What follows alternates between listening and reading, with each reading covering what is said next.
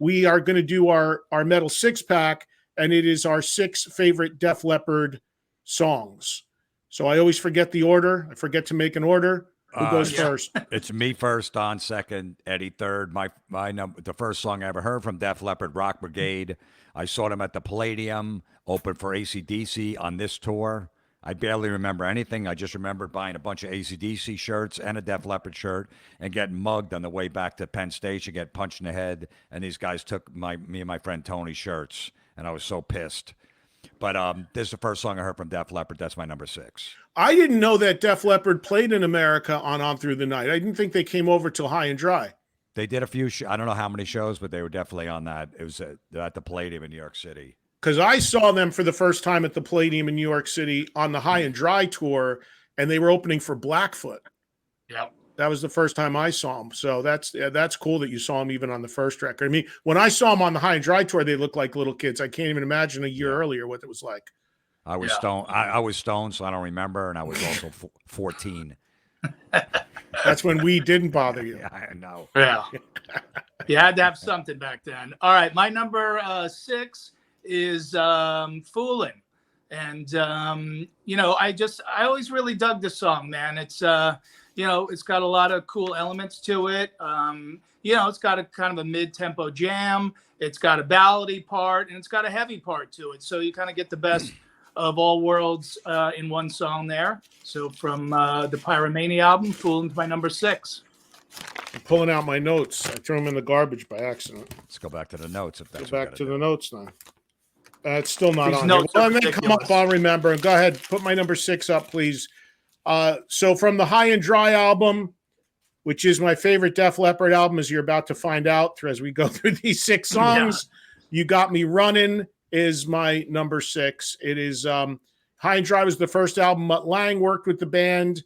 A lot of people accused it of being just kind of like an AC/DC knockoff sound. I don't care. High and Dry is, to me, still to this day, by a pretty good margin, the best and my favorite of the Def Leppard records and the hardest rocking. So You Got Me Running, a track from that record, is at number 6. I didn't know it was a B-side of a single, which it clearly is from that picture. So that's cool to know. It's a good thing you gave away your This Versus That at the top of the show. Oh, well, I could change in the next 20 minutes. All right, my number 5 is I Go to Hysteria record. I know it's got all the hits on it and stuff, but I always like the song Animal out of all of them. Women isn't a bad song either. The other ones are okay. I mean, way overplayed and stuff, but I always like this song for some reason. So that's why I took at number 5, Def Leppard song Animal. I always like the ballads on Hysteria. The title track and Love Bites are like my favorite songs on that record, which is odd for me. But yeah, that's a good song. All right, my number 5 is Billy's Got a Gun. And listen, that album, Pyromania, has 2 epics that end both sides of the album. This is one of them. What a strong vocal performance, not only by Joe, but for the entire band. The layering of the vocals on this. And this is like a 5 or 6 minute song. Lots of different changes throughout. And it's just, like I said, it's an epic. So Billy's Got a Gun at number 5. My number 5, put it up so I remember, is Lady Strange, also from High and Dry. You will see a theme developing as we work through my 6. But Lady Strange, one of the many amazing songs on that record. That is my number 5. My number 4 is off the High and Dry record, another hit and run. I saw this tour 5 times, them opening for Ozzy. It was a phenomenal time. Pete Willis was still in the band at the time. Just a great record. My favorite Def Leppard record, obviously, too. So another hit and run is my number 4. All right, so we don't need to do this. We don't need to do this versus that anymore. All right, my number 4 is Die Hard the Hunters. So now this is the other epic song that's off of Pyromania. And for all the same reasons that I love Billy's Got a Gun, I love this song. And the really cool thing about both of those tunes is there's so many hits on both of those records that obviously they have to play, Photograph and Bringing on the Heartbreak and all that stuff. But if you go on this platform that we're on, YouTube, you can find videos of them playing these songs live with all those vocals intertwined and the different changes. And it's perfect. It's so good. The same intensity as it is on the record. So they never shied away from doing deep cuts back in the early days. Of course, they couldn't do this song now because nobody would know what it was. But that is just a kick-ass song, Die Hard the Hunter at number 4. It's amazing, a record that sold over 10 million copies, and you think nobody would know what the song is, but it does. It is weird how people just gravitate towards the hits, even a record as big as Pyromania. All right, my number 4 is, okay, so little tricky here. So the cover, that's the cover of On Through the Night, the first Def Leppard album, but I'm talking about the song On Through the Night, which is actually on High and Dry. So that's my number 4, the song On Through the Night, which is on High and Dry, even though that graphic is showing the first record, which of course that was the title of the first record, but the song On Through the Night is on High and Dry. And that's what I'm talking about it for. You're fired, Joe. He wouldn't know. He's sorry. I'll clean out my locker.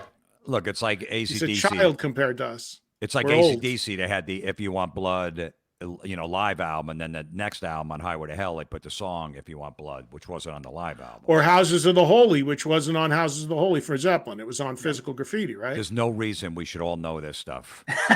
No reason. We just, right off the top of our heads, I can't remember my kid's birthday. I'm sure we have problems with, all that stuff, but no problem thinking about that. Ridiculous. Why does that pop to the top of our heads? Ridiculous. Number 3 is from the High and Dry record, Let It Go. Mutt Lange produced, very AC/DC sounding. Love that sound. Fucking phenomenal song. Let It Go. Number 3. All right, my number 3, pop it up there, is Stage Fright. What a heavy song. I mean, come on. And I love what they did with putting the crowd noise in at the beginning and all that stuff.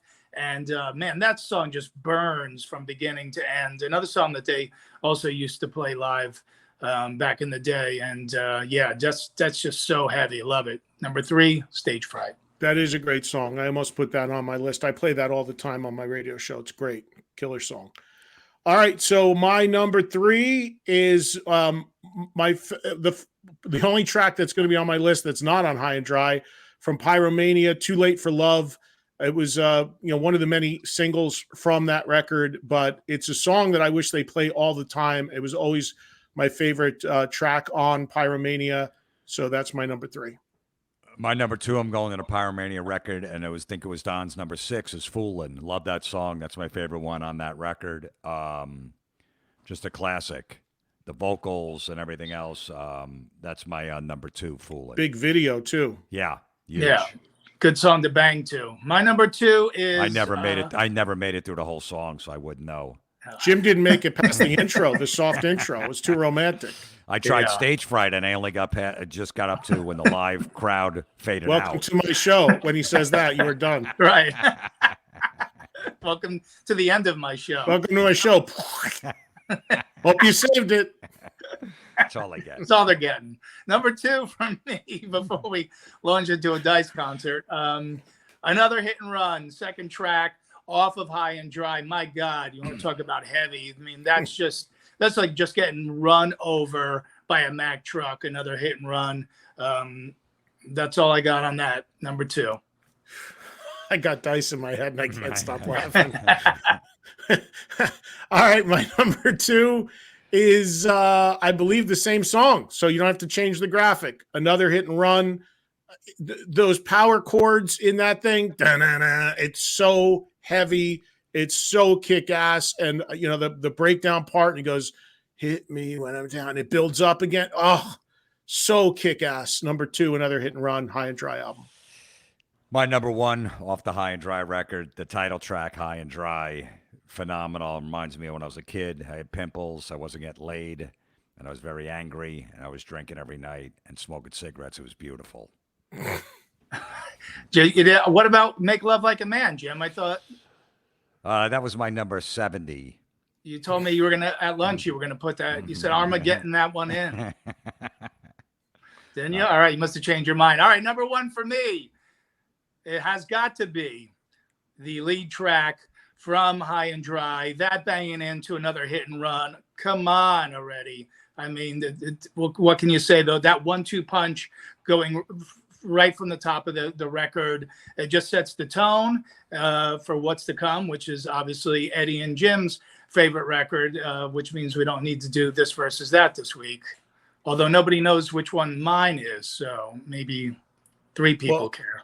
Our guest is here, so we're going to finish this up here real quick. But I would also agree. It's amazing how many similar ones we have because, yes, I will also have at number one, Let It Go. Just the opening riff. It sets the table for the whole record. It's just so kick-ass.